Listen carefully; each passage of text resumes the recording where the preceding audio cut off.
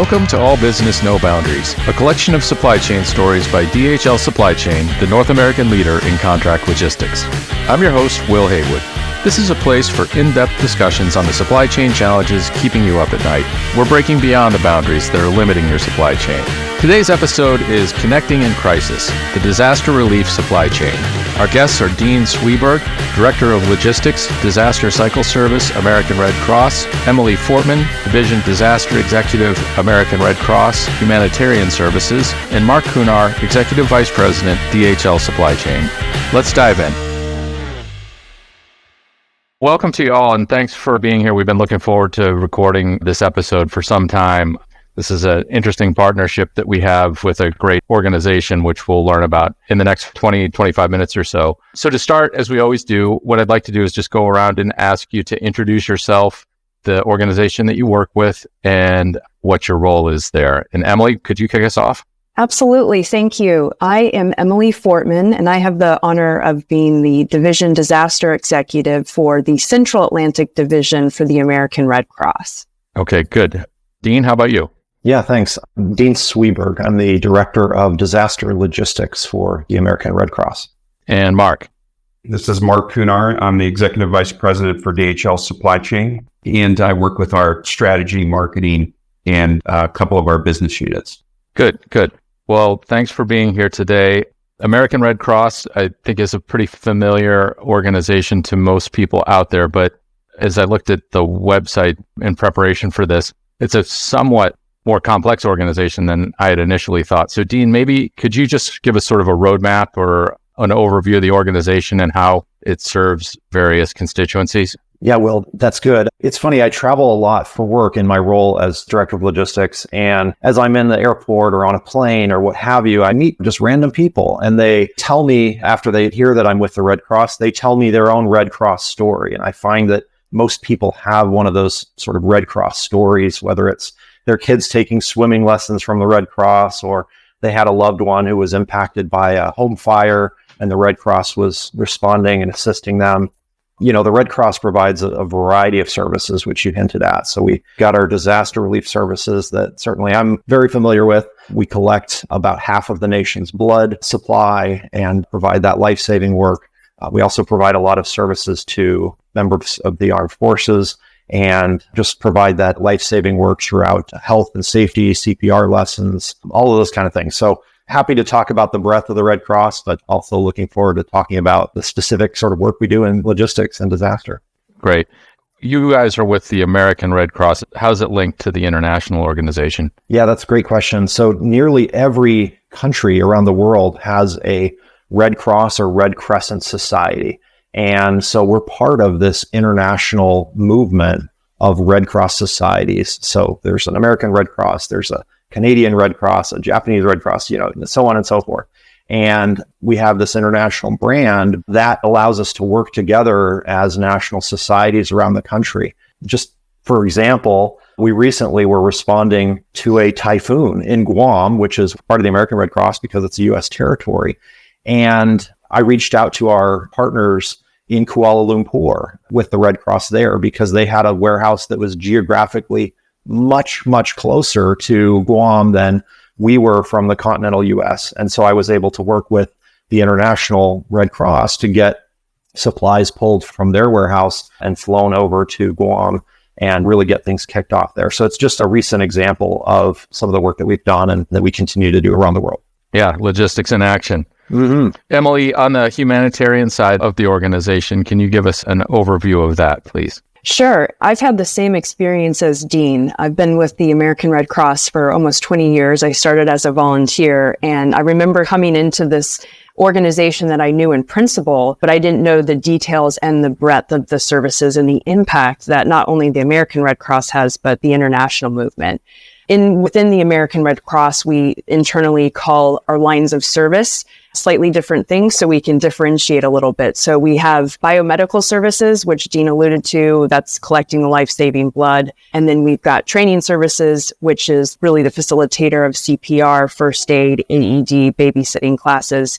And then we have the other arm, humanitarian services, which I've spent all of my time in the 20 years I've been with the American Red Cross. And that umbrella of humanitarian services is really where we're doing a lot of that direct mission delivery. So disaster cycle services, which Dean alluded to, service to the armed forces also, which he mentioned, international services. So that international connection that we have with our partners and some of the services that we deliver overseas live in that humanitarian services part too. Volunteer services, obviously we're an organization that is 90% volunteer. So that volunteer services part of our organization sits under our umbrella, vitally important to the work that we do. And within disaster cycle services, where Dean and I spend a lot of our time and our effort to try to help people, we really want to be a motivator for change, a community mobilizer, and providing that service equitably. So really getting to those most in need first, the quickest, so that we can alleviate some of their suffering. And then even within disaster, it's not just response. It's not just the big disaster relief operations. Guam, the Hawaii wildfires, anything from Hurricane Katrina to Hurricane Sandy, everything in between. We do that, but we're also responding to home fires every single day across the country and territories, about 60,000 times a year. I did the math once on that. It rounds out to be quite an impressive number when you think about the number of Red Cross volunteers who are mobilized every day. And we're providing people in the middle of the night. We might be the only people they see that can really help them, get them some assistance. We provide shelter, food, disaster health and mental health services. And then, of course, the generosity of the American people. If we can have some long-term recovery money committed to a community for the long haul. And Kentucky is part of the territory that I support in the Central Atlantic. And during the tornadoes of December 21 that devastated many parts of Western Kentucky and other neighboring states, the generosity of the American people was so outstanding that we are really able to invest in those communities long term and drive that needle to lower poverty. And then lastly, within that disaster umbrella, we've really undertaken an effort to focus on what we're calling community adaptation. And that's really trying to go into a community and help identify hyper-local kinetic partners who are focused on things that are always a struggle for the people we serve. Something related to healthcare, housing insecurity, and hunger.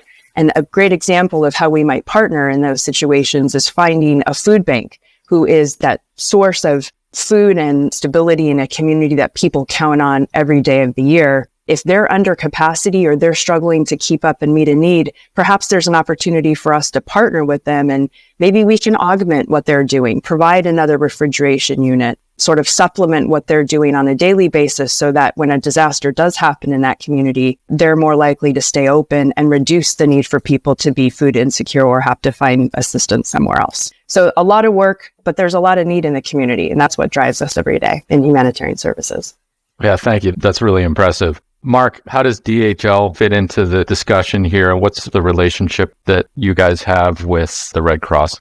So overall, DHL and the DHL group, one of their focus areas is humanitarian logistics. So internationally, you can see those with teams like our disaster recovery teams, who are often some of the first people into countries where they have major natural disasters. So our partnership with the American Red Cross here in the United States was just a logical way for us to get involved in those areas within the U.S.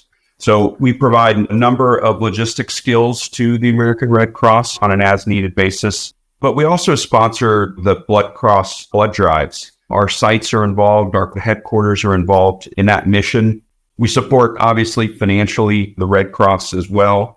And then personally, I'm involved with the Red Cross as a board member of the greater Columbus, Ohio area, where I generally focus is in the Biomedical Services Committee and the missions that they have as well. Great. So Dean, on the logistics side, Emily outlined a number of examples where you guys are responding in the moment. I wondered if you could talk a little bit about how you go to work on sort of a day-to-day basis, thinking about pre-planning or preparedness versus in the moment when you have to hop to and respond to an event. Great question. Actually, I was in one of our local regions, and we have about 50 of these across the country. And these local regions, of course, as Emily talked about, were 90% volunteer-led and supported. So these regions are around the clock, around the year, training, recruiting new volunteers. Maybe some of your audience would like to become a Red Cross volunteer. We'd love to have them. They get trained in our various disaster services. Sorry to interrupt you. If somebody did want to become a volunteer, what should they do? Website or? Yeah, absolutely. We've got a toll-free number, 800 Red Cross. The most popular way, of course, is our website, redcross.org. And you can click on volunteer, and a few clicks later, you'll be in a class. If I could expand on that, Sure. We are really looking for people who are interested in serving in logistics roles on our disaster relief operations. And so that's a capacity that we continue to build. And you don't even have to have a logistics background, but if you do, we'd really love to meet you and get you into our volunteer cadre. So lots of stuff for a lot of people, but certainly with the logistics focus we're interested in too. And what kinds of activities would they be doing, Emily? Dean, I'm going to let you respond to that one. You've got a lot of experience specifically there. Yeah, sure thing. So like I said, when I started with the Red Cross, I was leading one of our local offices. And so we'd have volunteers come in all the time and with different backgrounds, right? Some of them knew logistics. Some of them were nurses or teachers or anything, right? So you come in, you find a place where you want to bring your interests and your talents to the Red Cross. And because of the various services that we offer following disasters, everything from delivering hot meals to operating shelters and giving people a place to stay and sleep when their home is inaccessible or worse. Everything from moving the supplies, the stuff that I work with, the logistics all the time. There's a home at the Red Cross for any type of volunteer. And so when you sign up with the Red Cross, you'll get to meet with a volunteer coordinator. They'll sort of explain the different parts of the Red Cross disaster-wise. Whether it's you want to help out in your local area, that's great. We respond to 90% of those 60,000 disasters every year are single family fires. So that means that a team of Red Cross volunteers is going out to the family's home in the middle of the night to offer them some support and a place to stay and some financial assistance. It also means that when we have large disasters, you can be part of our national network and go to the scene of the disaster and drive a response vehicle to hand out hot meals, right, to people that are cleaning up. So there's a lot of different things a volunteer can do. If you're not able to volunteer because of your work schedule, we'd love to have your financial contribution also on redcross.org, because that allows us to really bring the resources of the Red Cross to bear. We're responding to all these different types of disasters and sizes of disaster. The nice thing is the Red Cross, because we're not a government agency, we're an independent nonprofit, we rely on those donations not only to respond, but it also gives us a lot of flexibility so that we can respond where we see need. We don't have to wait for a declaration or any kind of official notice of a disaster. We have our own network of teams that look for these things. And then, of course, larger disasters like hurricanes, wildfires, and tornadoes and things like that require us to really mobilize logistically in a big way and moving, 53 footers full of cots and blankets and mobile kitchens and, you name it, right? So we really require a vast network of volunteers and donors to fund that mission. The bottom line is that the Red Cross is proud to be there, not just in the local community, but around the country. Great. So I sidetracked this, and apologies for that, but I want to get back to the preparedness versus response and how that factors into your day job. Yeah. Dean, yeah, and I think maybe you could highlight complexities of the island operations too, being maybe a little different than on the continental U.S. Yeah, absolutely. So a couple things on that. Well, with preparedness, one of the things that we, of course, do year round is maintain our supplies of the things that we need to provide that shelter and the feeding and the other services. So everything from a network of warehouses around the country, we call them disaster field supply centers.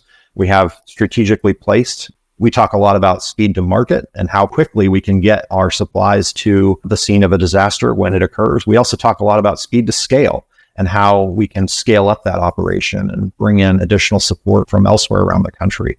And so preparedness is, for us, and my role at least, is all about making sure that we have the supplies, the resources, the people, the relationships, partners like DHL and others that can come in and support the Red Cross as we deliver those materials and deliver that support. There's also, of course, the other side of it, which is the tactical movements around a disaster and in response to a specific challenge, to Emily's point, right, with an island operation. We've now actually responded to several island responses this calendar year alone, with Hawaii experiencing fires, with Guam experiencing now multiple typhoons, with Puerto Rico and the Virgin Islands being threatened multiple times. So that requires a whole separate set of unique challenges that we have to overcome. Everything from working with not just, hey, what are our supplies on the island? How are we going to get additional resources there? Obviously, we can fly things in. We can utilize our ocean shipping. We can work with partners and even industry to see what sort of resources they can offer us. So it really requires a diverse set of solutions to meet the needs, especially when you're talking about an island geographically separated. We can't just push a few buttons and roll 153-foot semis down the road to an island. So it really requires some unique solutions. Yeah, interesting. So, Mark, with some of the stuff that you outlined that DHL does more broadly, and then in specific with the Red Cross, are there examples that you can think of where the group has supported in response to a big or small kind of disaster? Yeah, and Dean mentioned it. I think one of the most important things in this is that we contribute financially every year, because the Red Cross does need funds in order to carry out its mission. So last year, the DHL Supply Chain group donated $250,000 to the American Red Cross. And I think that's important for us to continue to allow them to do their mission. In addition to that, we see really just coming alongside of the American Red Cross and providing help. For example, we've donated 4,000 service hours for our employees that were on the clock and helped pick, pack, and ship supplies at their Atlanta warehouse, their Carlisle, PA warehouse, their Dallas warehouse. So we're providing supplemental support into those facilities with skilled warehousemen within that context. And then over the years, we take on a number of different projects that we've worked with the American Red Cross, everything from evaluating the safety of the dock and doing an analysis of the receiving areas in their blood delivery areas, just to make sure that their employees are safe and ours are safe in those areas. We've conducted an analysis of the blood kitting operations used to support the Red Cross drives. And then we back that up also with helping with just the kitting. Our employees helping out recently, we did that activity where we had 480 employees providing over 700 volunteer hours to assemble over 30,000 blood kits. So we try to help in a fashion that's most effective for us as the logistics professionals that we are in the supply chain company for the world. Great. And so, Dean, being on the coordinating side from the Red Cross, how do you find corporate partners and then work with them to bring about the services that you need to deliver? It's a good question. We do have a team that works day in and day out with donors, because we're always looking for in-kind donations of not just products, but also services. And the partnership with DHL is a great one, right? We've been working with DHL since 2019 to scale up our operations. And as Mark talked about, everything from pulling pallets and running forklifts to building out our kitted trailers that go out and support field kitchens and shelters and so on. So as far as finding corporate partners, it's really a matter of building relationships. And that's what we try to do at the Red Cross, so that we have those. We're not exchanging business cards at the time of a disaster, but rather we have worked out memorandums of understanding and have those relationships fleshed out to the point where we know the partners know what we do, we know what they can bring to bear, and then it's just a matter of activating those plans. And it's incredible to see it in action. And that's why I really encourage anyone with an interest in either building out their resume or just doing something good to jump on our website and maybe see about becoming a volunteer, because it's an incredible thing to witness. Yeah, but a lot of work goes in to be ready, right? Yeah, absolutely. There's not just the partnerships, there's all the planning, the work that goes into it, meetings, trainings, etc. Good. Emily, I just want to close out and sort of pull back to, at the end of all of this are people, right? And they're usually people who are not having a great day. Just wonder if you could share a story or two from your career of how you had a positive effect in a bad situation or by doing what you guys do well.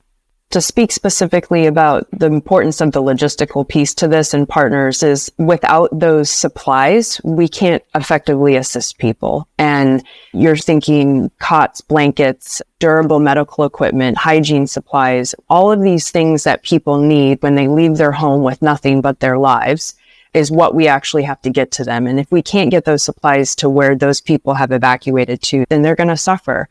And so the importance of being ready, of pre-positioning things in the right place, having effective partnerships, having good supply chain practices and procedures, all of those things are really important. But at the end of the day, it is about the people. And I can think of dozens of examples where we had warehouses full of stuff that we requested, stuff that was just dropped off, but having the workforce, having people, partners, volunteers, people that just want to help other people come and actually say, what can I do? Can I move those pallets? Can I lift those boxes? Can I hand out water? All of those things are going to make someone else's day a little bit better, especially when they've been impacted by probably the most horrible thing they've ever experienced.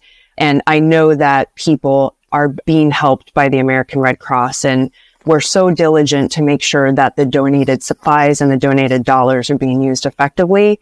And I know that there are practices that Dean's put into place, things that I do when I lead operations to really make sure that we're helping people in the way that they need to be helped. I'm thinking of a warehouse that we had during Hurricane Harvey in Houston, Texas, and we had volunteers who lined up and they were putting together these totes because there was going to be a drive-through assistance center. So people who had been impacted by the disaster could drive their vehicle through. And then there were different aid agencies that had things. FEMA had some supplies there. But these volunteers spent all night in really hot, humid conditions, not a comfortable time to be in Texas and Houston in late August. And they spent all night putting together these things of donated items that people had brought just out of the goodness of their heart. They were things that were really going to help these people get to the next step of their recovery. So everything that we do with our partners, with our volunteers, it makes a difference, whether it be at home, in your backyard, in Columbus, Ohio, or in Houston, Texas, or in Guam. Each of those things is making a big difference. Yeah, that's great. And thank you to the Red Cross for all that you do. And thanks to all of you for joining us today to give us some insight into how it is that you provide the great services that you do for people. I wish you all the best. I hope you don't have much work to do on the disaster front, but if it comes, you'll be ready. Well, thank you very much. It takes the whole community, and we're glad to be partnered with DHL and all of our other partners, both private, nonprofit, government. It takes a whole community, a whole village to get this done. And we're certainly happy to be part of the American Red Cross family and doing the things that our employees do every day to make what is often those very difficult times for folks hopefully somewhat better. Excellent. Well said. Well, thanks to you all. Have a great rest of your day, and we'll see you in the future. Thank you. Thank you. If you enjoyed today's episode, be sure to rate us and subscribe to us on Apple Podcasts, Spotify, or wherever you get your podcasts. You can also re-listen to our entire library of episodes on our website, dhl.com/ABNB podcast. See you next time.